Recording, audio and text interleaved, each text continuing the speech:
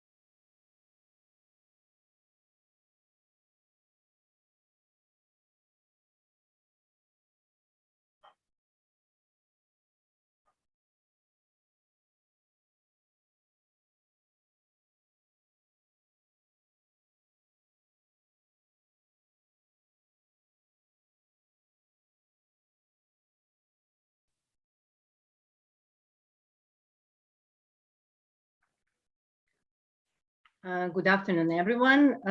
Welcome again to our session, to our last session for today for this year BECAP conference.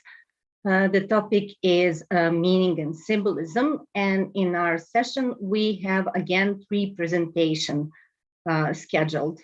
The first one is, the first speaker is Cesare Vita, Shapes and Meanings, a preliminary study of the matte painted pottery decorations and their role in the communication system of ancient communities in southern Italy, half of the 7th, half of the 5th century BC. Welcome, Cesare. Hi, good afternoon. Dobar dan. Dobar dan. It's lovely to see you. Can you please share your screen with us? We are eager to hear your presentation. Thank you so much. It's switch off camera if you want we can hear you very well, and you don't have to switch the camera. Okay, perfect. So, do you see the screen? Yes, we can see it. We can see it, and you're ready to go. Perfect. Thank you. So, another one, good morning to everyone. First of all, I would like to thank the organizers for inviting me to this conference. For those who have questions about my paper, please, you can also contact me by email. The address will appear in the slide of this presentation. The aim of this communication is to present some of preliminary results related to my Marie Curie project Sandman, Shapes and Meaning, which began in September 2021. The aim of the project is to understand the possible way of communication between the archaic communities of southern Italy, free of conventional formal writing, between the end of the Iron Age and the archaic people, half 7th, half 5th century BC. To achieve this goal, the project uses 3 different approaches: semiotic, archaeometric, and typological. The research aims to conduct a study of the patterns of ceramic in order to understand the meaning of this symbolic lexicon, better understand how they were important for gender identification and how they were used as a way to communicate. Standman also proposed a systematic study of the matte-painted vases of southern Italy to create a precise and reliable typology, and the chemical physical analysis will investigate the fabric of vases of pottery with the matte-painted decoration to create a reference database of local workshops. The matte-painted style of decoration was widely used already in the Minoan and Mycenaean period, also with the artistic solution of particular refinement. The characteristic of this technique is the use of pigments based on iron oxides, whose coloring, monochrome in black and bichrome in red, is due by the ability of the potter to play with the supply of oxygen in the kiln. If the amount of oxygen is high, the pigment turns red. If, on the other hand, there is not enough oxygen in the oxide-reducing environment, the pigment will turn on black or brown. In the region of southern Italy, this matte-painted pottery was studied by Duve Intema in the early 19th. Its chronological classification was based on the work already carried out from the Greek geometric ceramics by Coldstream. They share the same subdivision in proto-geometric, ancient, middle, and late geometric. Intema's work has allowed to identify styles and morphologies of the vessels different from region to region. It's now common opinion that the adoption of this ceramic technique and most of the matte-painted figurative motif come from far away, more precisely from the Mycenaean world and from the fragmenting on the Aegean seals of the southern coast of Italy. These decorations were later used locally by the various workshops, and some of them used them to characterize their artistic production. Matte-painted ceramics, monochrome in this case, spread rapidly in southern Italy. Practically, all indigenous centers between the beginning of the Iron Age and the Archaic period in the inhabited areas, in burials and sacred places, have matte-painted pottery, a valued pottery generally reserved for the consumption of wine, and that we find in the site of Incoronata on the Ionian coast, excavation directed by Mario Denti and me. For the North Lucanian region, Intema identifies the Ruvo-Satriano class, which take its name from the two villages, Ruvo del Monte and Satriano di Lucania, where they found burials with this particular style of bichrome decoration. The reference specimen for this class, both typological and stylistic, were rated limited, since they were linked to the finding of the few burials identified during agricultural works and not as a result of planned excavation campaign. Among the recognized decoration style stand out those on the pots conducted by the communities who settled in the hinterland of modern Basilicata, ancient Lucania, an area that connected the Mediterranean, Ionian, and the Adriatic seas. Interior Basilicata, in its most mountainous part of the north, was the territory of an archaeological culture traditionally known as the Peukitiantes. This name is the one used by the Greek historian Hecateus of Miletus in the 5th century BC, who describes them as the people who bury the dead in fetal position.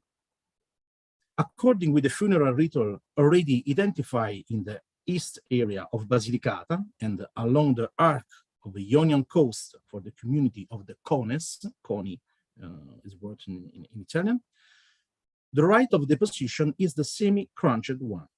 The bust is in the supine position with the shoulder adherent to the deposition plane, and only the legs are bent and positioned on the side, generally bent on the right side for the male burials, as in the picture, or to the left for the female ones.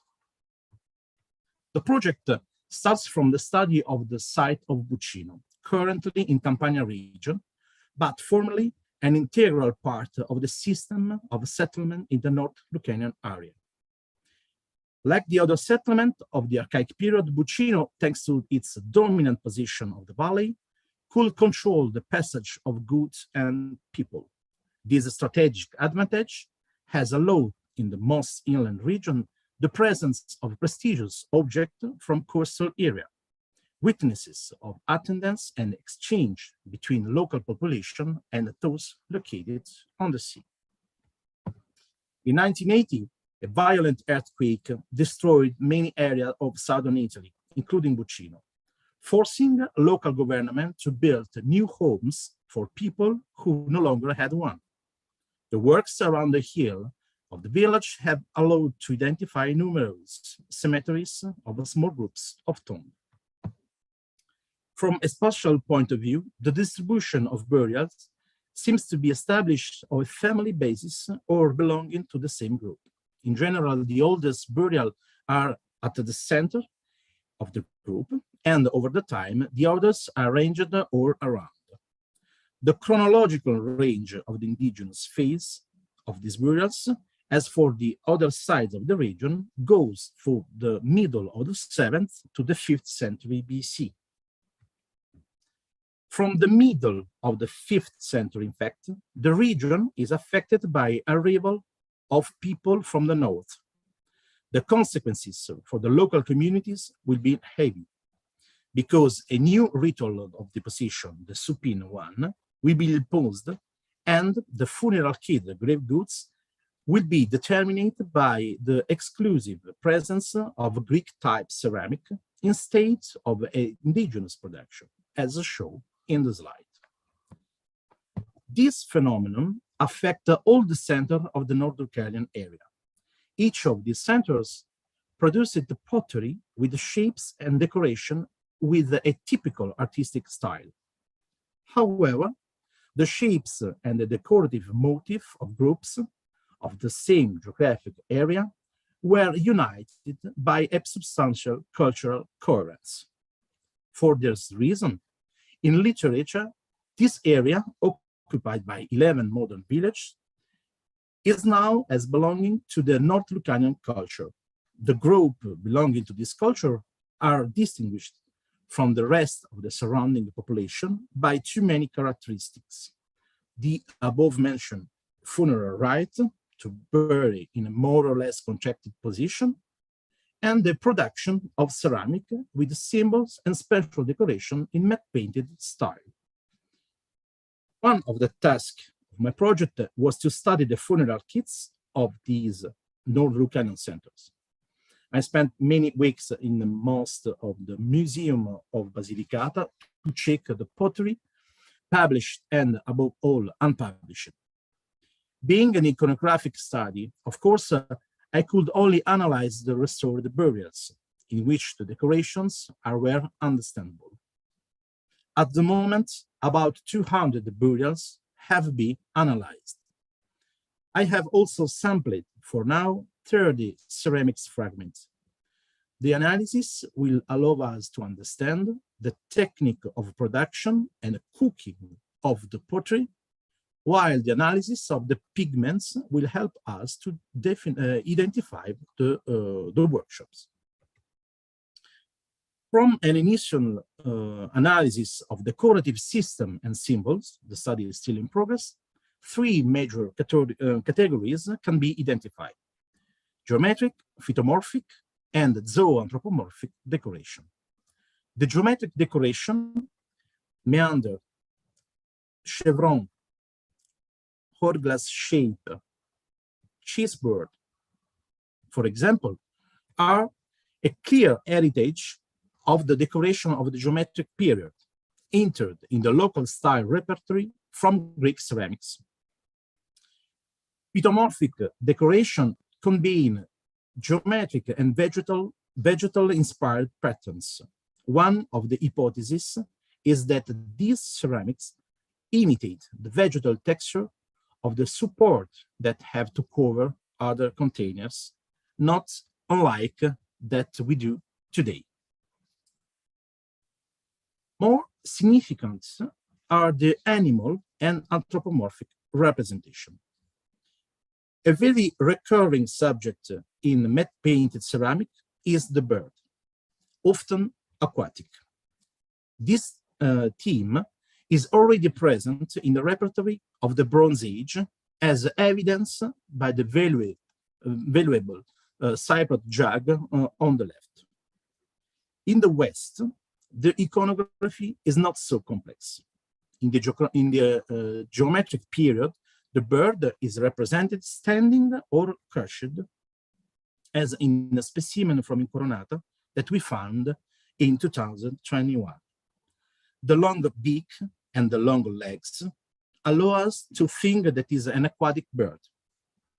Also, due to the fact that these birds are associated with the vertical wavy motifs that would seem to be watercourses, as the jug always by Incoronata.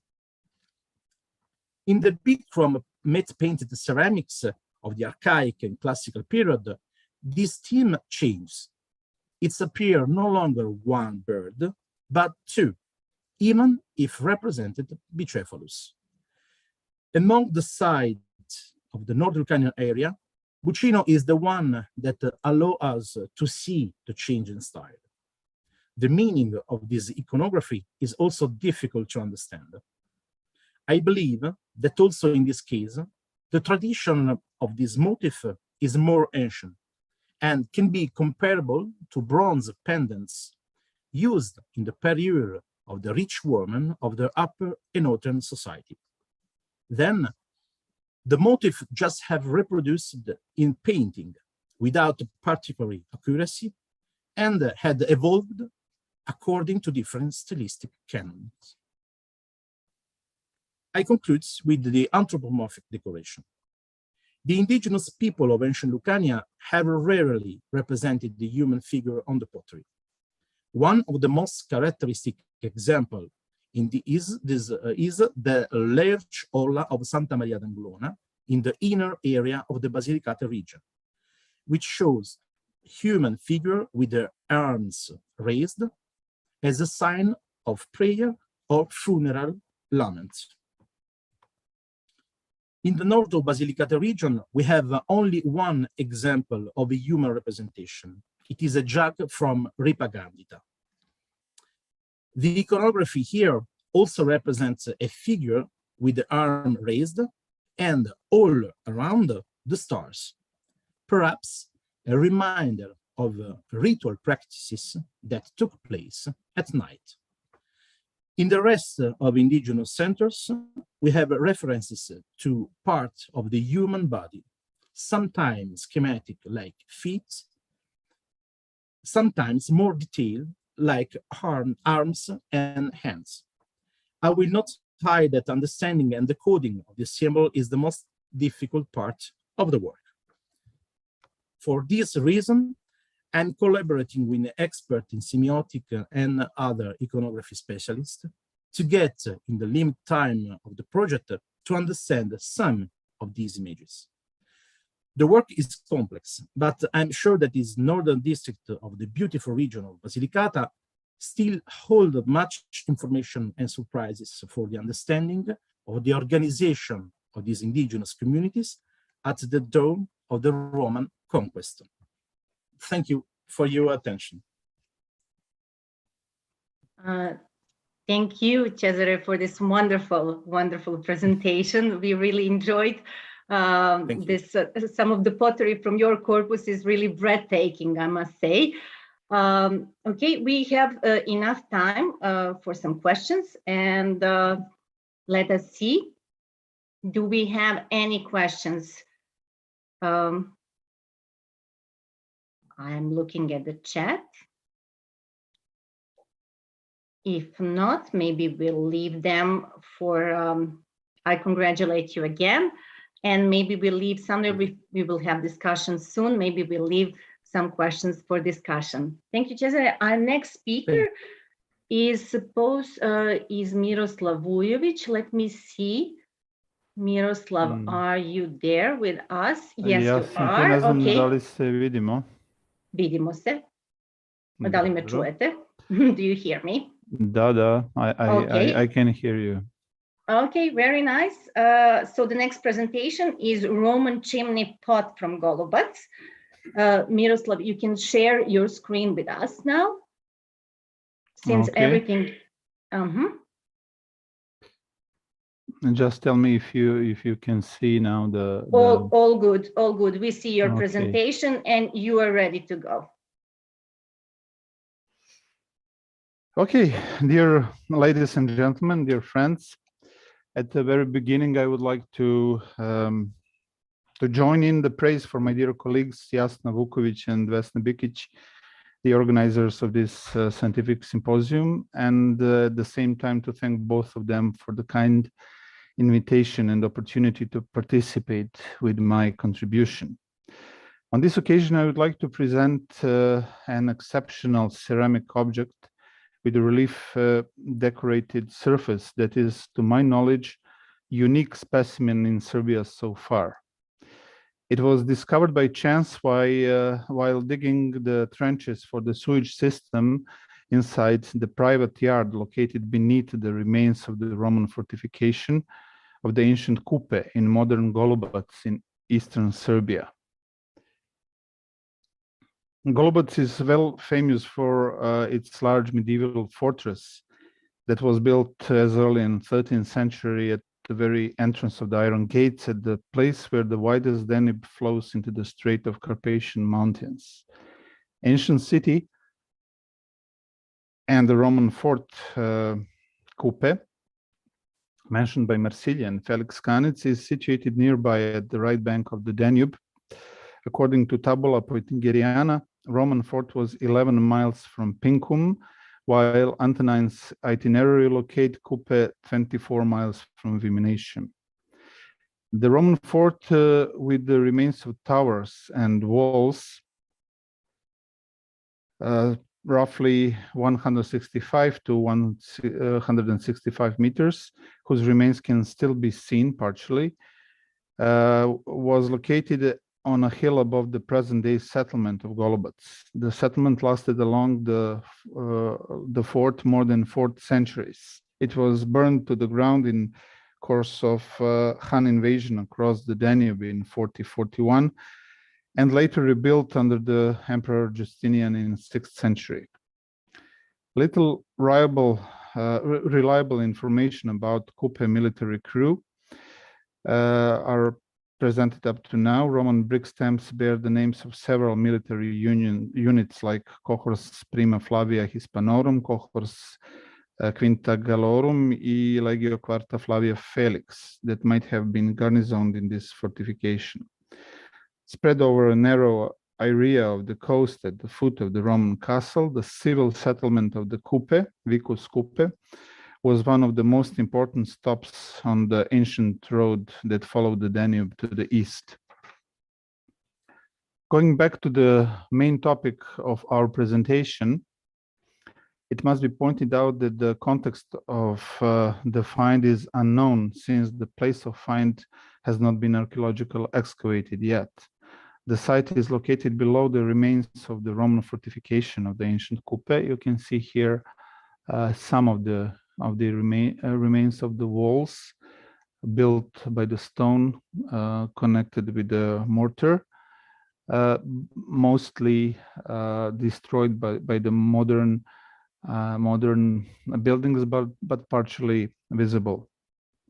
The site is located below the remains, as I said, of the Roman fortification. According to the statement of the finders, the fragments were found within the remains of structure, which they described as a furnace or a kiln. Unfortunately, there is no detailed information about appearance and the function of it. fragments of ceramic bricks of various profiles and dimensions referred to the possible construction of the kiln. On the same occasion, Roman pottery was also discovered, mostly fragments of the vessels for everyday use and the transport of liquids and food, dated from the 2nd to the 3rd centuries AD. Beside that, a single ceramic slingshot and a ceramic hexagonal floor tile were also found.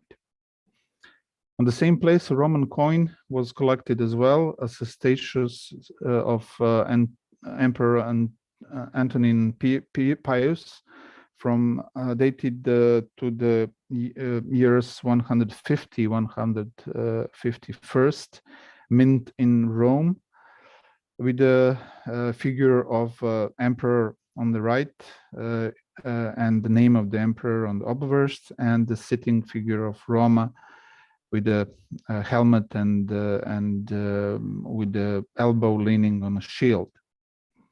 However, the find that is of our focus today represents a fragment of the tubular ceramic object made of orange baked clay coated with red angoba. The fragments show older fractures coated with a calcination, but also several fresh fractures which indicate that the object was more completely preserved and damaged during the discovery. Unfortunately, the missing fragments could not be found in the archaeological material provided to us. In the preserved part of the object, two zones can be recognized. The lower with the figural relief decoration, and the upper zone that you can see here, just a small part. Upper zone only partially preserved, in which the remains of horizontal sides of 4 laterally cut openings can be seen. It could be better seen on this slide, where you can see that some parts of those openings can be seen on 4 sides. The preserved height of this object is 15 centimeters. The inner diameter of the lower zone, 9 centimeters, is slightly larger than the diameter of the upper part, 8 centimeters, which indicates that the object narrowed from the bottom to the top, in which openings of triangular or trapezoidal shape were cut off. The lower zone is separated from the upper part by a plastic rib or the decorative wreath, which with a simple embossed or notched decoration made with a fingertip or some appropriate tool. Horizontal grooves visible from the inside. Что американцы дают информацию у вас онлайн, и поэтому американцы ее ограничили. Similar to those found in Roman ceramic water pipes, indicate that the tubular base was first made on a potter's wheel, and then relief and other decorations were separately made in molds and subsequently applied. The surface was then smoothed with fingers, and as indicated with the potter's fingertips that you can see on, for example, on this enlarged part. The preserved decoration is consisting of 4 relief winged figures holding different objects or attributes. The characters are simplified, but with a indicated physiognomy, hairstyle, nose, cheeks, chin, while certain details like facial features of the appearance are subsequently performed, emphasized by impressions and carving. Unfortunately, insufficient preservation of scenes and poor definition of shallow forms lacking sharpness and details make it impossible to identify for sure those figures. However, some assumptions can be imposed, such as the goddess Victory, for example, you can see here. which is very often depicted in Roman iconography and even in the decoration of pottery. The rounded shape of a butterfly-like wing, to which my colleague Stefan Poplazic suggested to me, could also refer to the depiction of Psyche or Psyche in Greek, which is usually presented individually or in a love embrace with Amor, Cupid in a variety of compositions and materials, as you can see here. If you compare the shape of the wings, which are not pointed out with no feathers presented, they might resemble to the shape of the butterfly-like wings of the Psyche.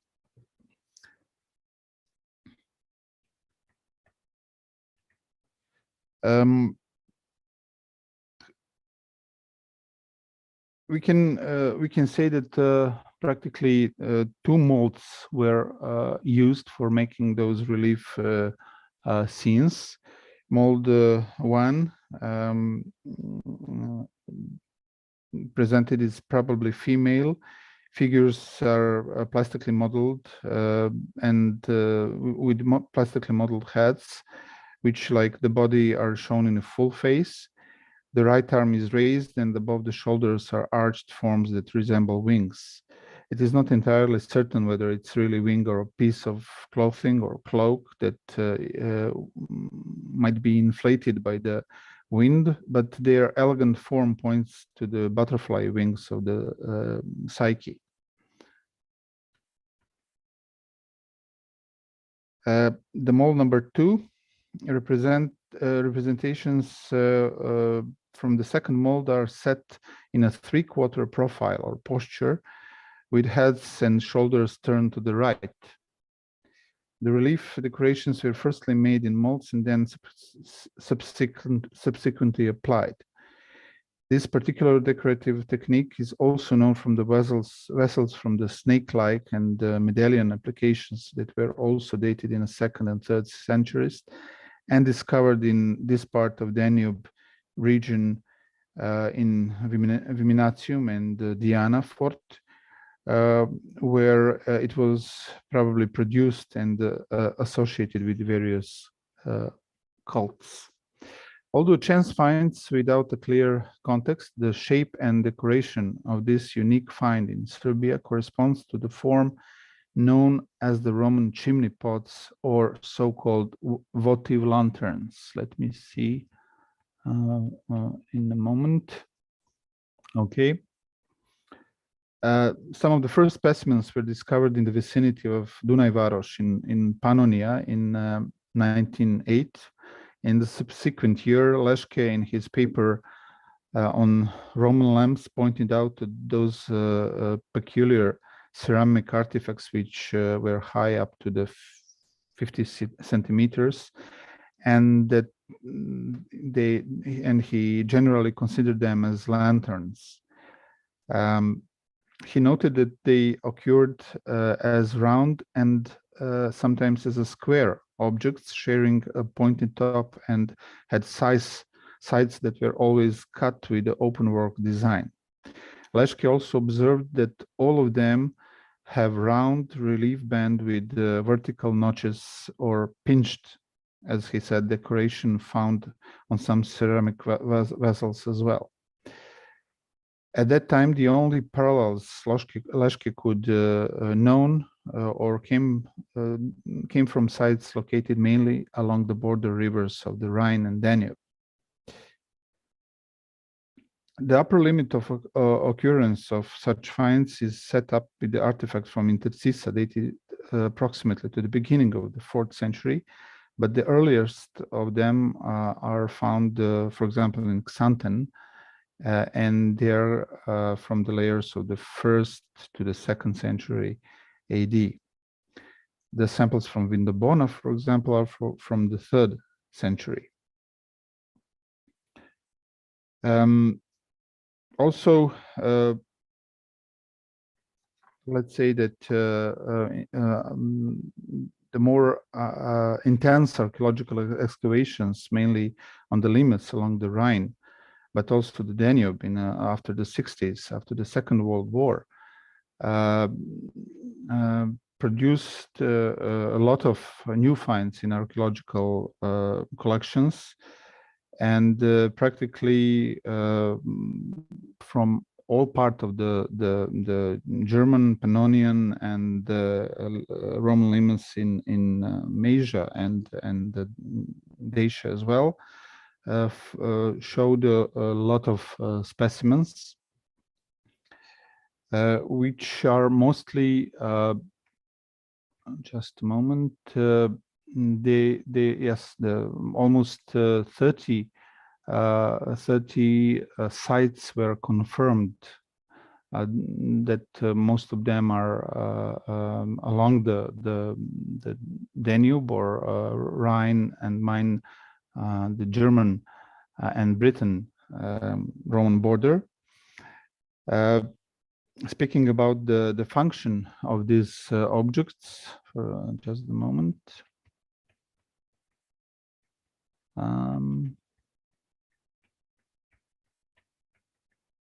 No, speaking about the function of these objects, it was a long time disputed, based mostly on the place of discovery.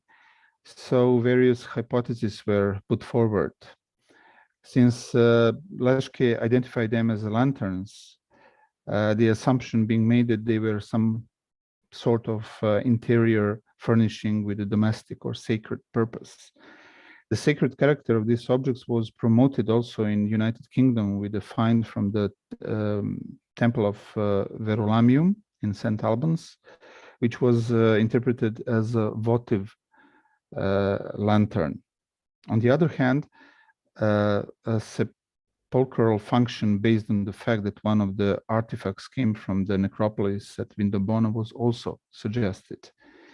However, as Piotr Dyczek pointed out in his more recent paper on this subject, majority of these open-work towers were not found in either sacred or sepulchral context, but actually indicated strong connection with structures, with the buildings, with roofs and furnaces.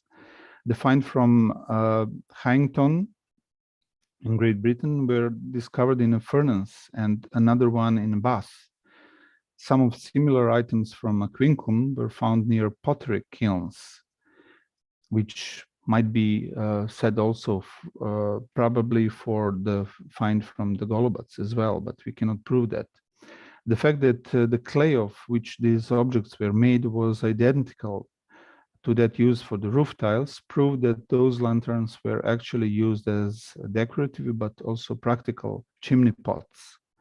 They were produced in two versions, a round resembling beehives to which the specimen from Golubats belong, and a square which was resembling to the towers. Although slightly more frequent in the West, the round chimney pots occur most often along with the square ones. There are no difference in West or the East.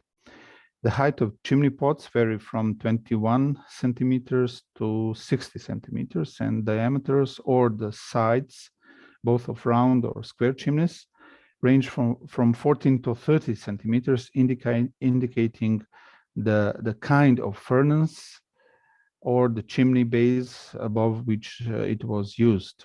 As mentioned before, they appeared occasionally on pottery kilns as well as in baths and in private houses. In the other words, always somewhere where the chimneys were.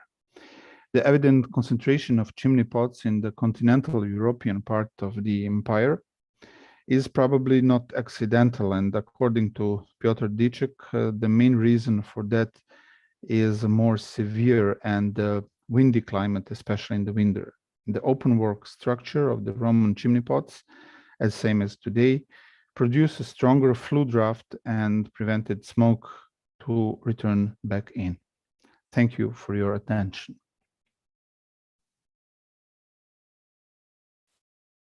Thank you, Miroslav. This was really inspiring. Okay, before we move to Middle Ages with our last presentation for today, I am going to ask, does anyone have any questions for Miroslav about the presentation we just saw?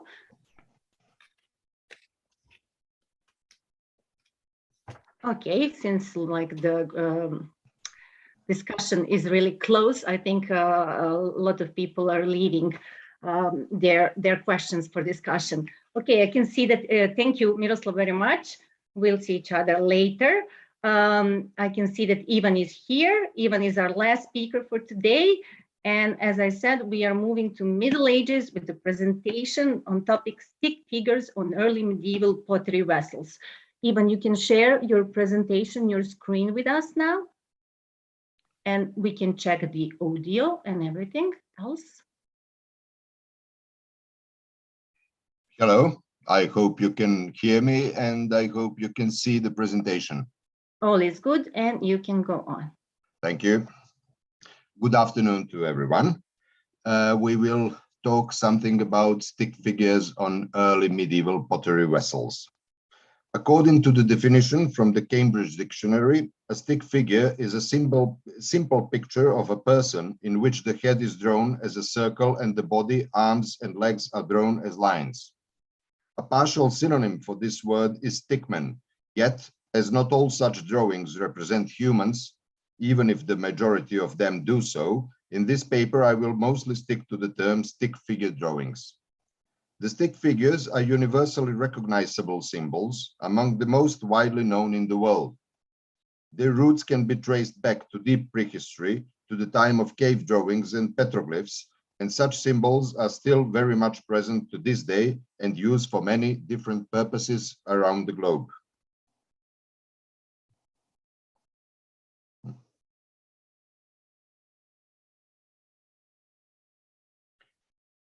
The present article will focus on simple, although attractive, incisions on early medieval pottery, namely the stick figures which decorated some vessels, mostly but not exclusively from the Ava milieu. Building on a small corpus assembled as early as 1972 by Jovan Kovačević, this overview will mention several more objects, including those made from antler and bone. However, the main task will be to discuss the meaning of those pottery signs in the early Middle Ages, and not to compile an exhaustive list of finds. At any rate, this group is small in number, and as such, it has not been specifically discussed in a key monograph on early Avar pottery by Iva Dervida. From grave 73 at Pik, the early Avar cemetery in present-day Serbian province of Vojvodina, came a handmade pot 12 centimeters high and 8 centimeters in diameter. It is coarse in structure, unevenly fired, and decorated with notches on the rim and 3 stickmen on the body. Apart from a heavily corroded iron buckle, an antler spout of a leather bottle and an earring have been found in the same grave, on the basis of which it was dated to the last decades of the 6th century, that is, to the first few decades of the Ava presence in the Carpathian Basin. The skeleton was 1 meter and 5 centimeters long. It was a child burial, presumably of a girl. In his discussion of the chick find, Kovačević mentioned several similarly decorated pots. This group is far from being large, but the finds are widely distributed, from southern Russia to the Carpathian Basin. The most similar anthropomorphic incision is that on a handmade pot from Sentesh, originally interpreted by Jula Feher as a runic sign of a Bulgarian type. The vessel is 11 centimeters high and 8 centimeters in diameter, while the stick figure covers the largest part of the body surface. The rest of the pot is decorated with vertical incised lines. One can read a more detailed report about this find only from a recent monograph by Livia Bende. It came from grave 68, attributed to a male, which also produced 2 bronze earrings and 3 very corroded iron objects, a buckle, a knife, and perhaps a chain. The preserved earring is fragmented, simple and round. Thus, the grave cannot be dated more precisely. However, it seems that the Sentesh cemetery was used in the middle Avar period, or let's say last 3 decades of the 7th and the opening decade of the 8th century. From Desk, likewise in modern Hungary, came another vessel surveyed by Jovan Kovacevic. Yet, it does not bear a stick figure, but rather a cross with bars ending in circles. According to Vida, who did not mention the interpretation by Kovacevic, it could have represented a simple ornamental motif or a Christian symbol, or even a crude imitation of a Byzantine monogram. This ornament is unique to its era, but a Bulgarian runic inscription from Zhiganci near Bregalnica in North Macedonia, dated to the 10th, 11th centuries, introduces the same cross-shaped letter. Moreover, one should not exclude the possibility that it was a Tamga sign. Even our stickmen are believed by some to have been Tamgas. The next representation in Kovacevic's list is the one carved on a bone needle case from grave 228 at the Eva cemetery of Janošida. The same object bears another sign, described long ago as a Tamga in the form of a human.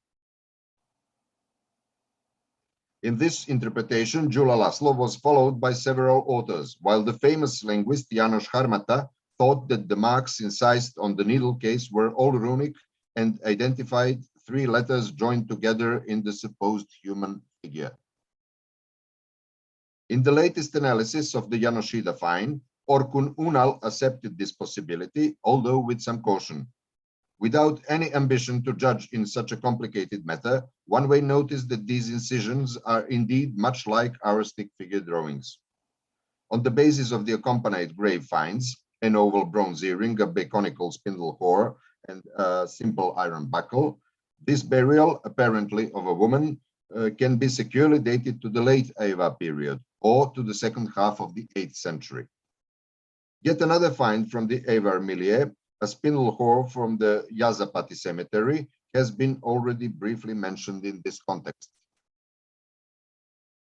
It came from a woman's grave 61, which cannot be dated more narrowly. The necropolis itself was active throughout the middle and late Ava periods, that is, during the last third of the 7th and the 8th century. The spindle whore is made out of clay. It is round and flat, sporting 3 stickmen around the central hole, which represents their head. From the archaeological evidence other than Eva, Jovan Kovacevic first mentioned a ceramic vessel from Kolpachka in the Volga River region in Russia, which had just been published at the time he prepared his article.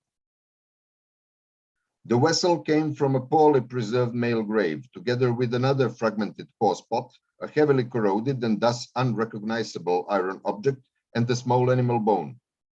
This was not a warrior's burial, as claimed by Kovacevic. The grave has been dated to the 8th or 9th century and said to be similar to the Bulgarian burials of the Saltovo-Mayaki culture. With its height of 13 centimeters and notches on the rim, the grave can-made pot from Kolpachka is rather similar to the chick find. The anthropomorphic stick figure is fairly large, spreading over half of the pot's height. According to Konkin, this Tamga-shaped sign depicts a nude male in motion, perhaps carrying some weapon. The figure was incised with a sharp instrument and apparently before firing. Both Konkin and Kovacevic described the Kolpachka find as analogous to a vessel from Sarkel. As this fortress in the present-day Rostov area in Russia, on the left bank of the lower Don, was built in the 30s or 40s of the 9th century, this spot must have been slightly later in date. Svetlana Alexandrova Pletneva concluded that it had belonged to the group of handmade kitchenware. Judging from a scaled illustration, it was some 22 centimeters high. The pot sports 3 heavily schematized signs, in which one may, but does not have to, recognize human figures. Jovan Kovacevic thought these might likewise have been runes. Be that as it may, the find from Sarkel is the only one in our sample to come from a settlement context. We may conclude our survey with a mention of another related early medieval find, a handmade pot with a round handle from Catacomb 6 at Chun Kapka in southern Kazakhstan, which displays a stick figure drawing of a goat. Jovan Kovacevic has remarked that our stick figures are much like children's drawings. While one cannot entirely dismiss the possibility that these were runes or tamgas, I see no reason to go beyond the obvious. They could well have been somehow connected with children, who indeed often draw stick figures of family members. According to modern child psychology, these are a genuine children's invention derived independently from early experimentation with the straight line and one of a number of early representational equivalences for the human figure, typical for the ages between 4 and 6 years. At present, it is believed that the stick figure is a Western model and not an arbitrary convention passed on via different cultural models. But broad archaeological evidence seems to contradict that claim, at least for the times long past. It is not impossible to imagine that throughout the centuries and vast territories, some children were allowed to, or even encouraged to make these carvings in play, or even that the potters made them in a way understandable to the youngest ones. This could perhaps have been the case with the chick find and its smaller and to an extent more complex depictions. A similar example would be a somewhat more elaborate carving, perhaps of a family, on a brick from the 6th century city of Justiniana Prima in the Central Balkans. In this respect, Josef Zabojnik has recently suggested that richly carved bone tubes from Avar children's graves could have been used as picture books. Back to our storyline, stick figures were easy to incise on wet clay, and it is important to note that these drawings were made on handmade pots and not on those wheel-thrown, which were apparently the products of specialized workshops and presumably of greater value. Contrariwise, the Bulgarian runes, some centuries later in date, were carved on wheel-thrown vessels. Zabojnik's remarks leads us to discuss the rather poor Avar pictorial evidence to see how our stick figure drawings fit to their art practices. The most numerous anthropomorphic representations, but mostly modeled and therefore differing from our sample, are those on metallic objects, while I have already commented on their mid-7th century antler tools with human and horse incisions. Although schematized, these depictions are still much more complicated than our stickmen. In fact, they are the most truthful representations of the Avars, matching the data from the written sources. Some of them are drawn with confidence. They had been described as artistic creations in the true sense of the word. In this context, one should also mention the image of 2 horses incised on a bronze backplate of an early Avar strap end from a grave in Vrbas, seen as a result of the artists or the owners in a necessity. Judging by the clothes, hairstyles, and the representation of the riding horseman with bow and arrow, most similar are the scenes from the Altai region. It has therefore been accepted that Central Asia or the Altai was the origin of human depictions on our antler tool. Some petroglyphs from that region are much more similar to our stick figure drawings, but one has to bear in mind that they were much harder to carve in stone and even antler or metal sheet than to incise on wet clay. In other words, the figures discussed in this article could have easier been more detailed. They were deliberately made in this fashion and on handmade vessels, which may be considered a cheap canvas. In a way, this line of circumstantial evidence brings us back to a profane character of the incisions and to the children. We do not know whether these pots had been originally made for funerary purposes or put in graves after their lifetime use. Most of them came from the burials of the adults. Archaeological settlement pottery is usually more fragmented and eroded than grave finds, but the Sarkiel vessel warns us not to define these incised pots as exclusively funeral. Presumably the buried was somehow connected with the vessels and signs, but here we do not have a straightforward situation as if the pots had come solely from children's graves. If that had been the case, we could perhaps see these vessels as their own artistic creations or picture books, but being as it is, we cannot go much beyond the presented interpretations. In my opinion, the most plausible explanation for their occurrence in the graves could lie in the family status of the deceased.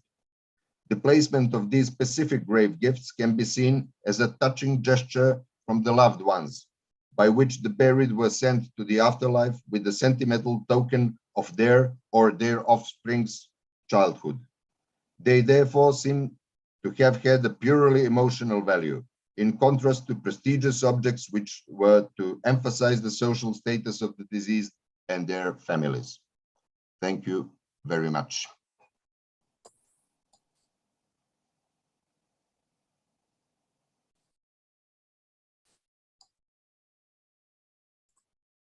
Unmute yourself, Maria, please. Okay, thank you, Ivan. There is a question. Jasna wants to ask a question for you. Thank you for this wonderful presentation. Also, Miklos is next. So let us hear the questions. Okay, Ivan, thank you for this. This made my day, really. I enjoy this. This was wonderful, yes. Thank you very much. Yeah, but I wanted to ask you, because it seems to me, I don't know anything about these vessels, but it seemed to me that one of your specimens that you showed, it was heavily used. It was used in cooking, it seems to me. Do you know anything about these kinds of uses of accretions of function of cooking or something like that? Maybe it's in some way connected with their function. Yes, of course. I mean, their use, their symbolic use, I mean. Yes, of course, but I guess you have heard that I, at present, do not have this answer, because I personally have not studied these finds in detail, except for the trick find, but that was almost 20 years ago, and I cannot recall, really. That is very important question for the interpretation, because if these pots were exclusively funeral, that's one thing, and if they were put in graves after their lifetime use, it's another thing, but that's something to be discussed. Yes, of course, but this is, I just wanted to add as a prehistorian that this could be a very important line of investigation in the future. So yes, thank you very much. Thank you. Okay, Miklos, you have a question, I can see. Yes, I congratulations to Ivan. It was very good presentation, and I strongly hope that on the third of our conferences, the medieval section will be larger. So we have to work, both of us, on this issue. And as we saw, here is a vessel or a group of vessels where the interpretation of the incised ornaments is very clear. And you may say that, yes, that was something opposite that I was speaking about yesterday. But as you saw, this is handmade pottery. And that was a wheel-thrown pottery. And I think that this is a very important point, because this handmade pottery was made, if not by the family itself, it was made not very near to the consumer and for the consumer, and that is very important point. And as we saw, Ivan had made every time clear that these are handmade vessels. And so I make now a promise to you, Ivan. I think that there are also some unpublished items. If I remember well, somewhere in Szentes or Hódmezővásárhely or elsewhere, and I will collect it for you. And congratulations for your courage that you tried to pronounce Hungarian place names. It was not easy, but you have made also that very good. So congratulations in all aspects. Thank you. Thank you very much, Miklos, for all these kind words, and for your very kind offer to collect the remaining, I guess, few shards of this pottery, but still it's not a large group. It's not a large group, but it's a good thing that it's getting bigger and getting larger. So thank you very much. 2 or 3 vessels. Oh, great. Thank you. You're welcome. Maria, please unmute yourself. I'm sorry, I did and then turn again. It's not my fault.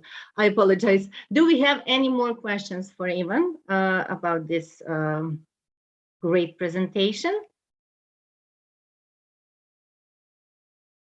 Okay, then thank you, Ivan. And I want to thank to all the participants today and all the attendees. This was very interesting session.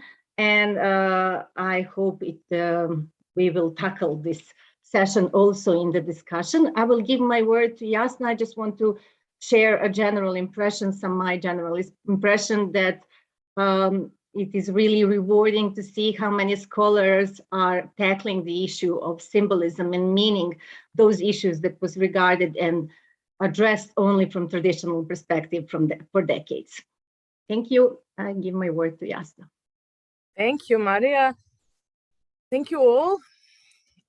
I think it's time maybe to start a general discussion, or this is the time to share our impressions. If anyone wants to share with us any questions or suggestions or any kind of comment for last 2 days. I mean, in last 2 days, we have seen and heard 25 oral presentations, talks, and 2 keynote lectures, and we saw many different approaches to the issues and topics related to ornamentation, to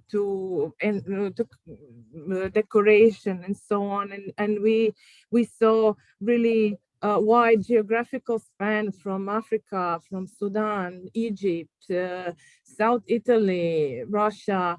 I mean, and of course, a large chronological span from prehistory until the Middle Ages. So it was very interesting to hear and to see how people approach some very important issues, above all issues of style and issues of identities, and their relations to material culture, especially pottery. And of course, we have seen also many different interesting methodological approaches. We have seen experimental work, very important. We have seen statistical modeling. We have seen the attempts for quantification of decoration, which is very hard task, and I'm really impressed how some of you did their work about ornamented pottery. So now, if anyone have something to say or to ask, now it's the time. So please do not hesitate.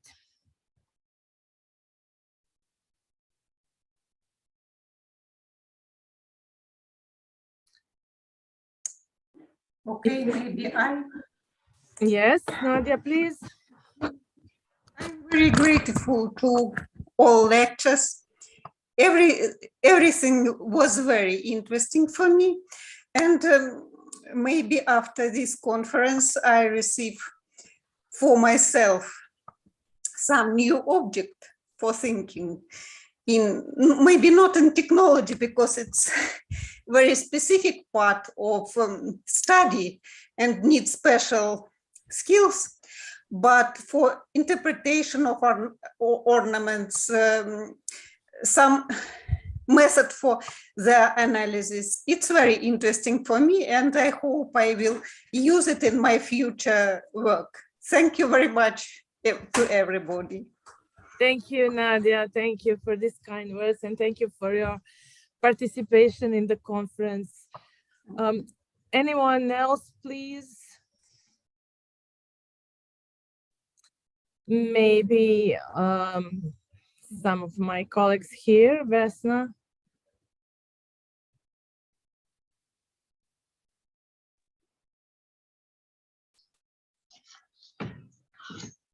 Yes, I can only agree with Jasna assessment of this year BECAP. We can be satisfied with the presented research results. We looked at the decoration on ceramics from different angles and using various methodological tools to resolve very important issues.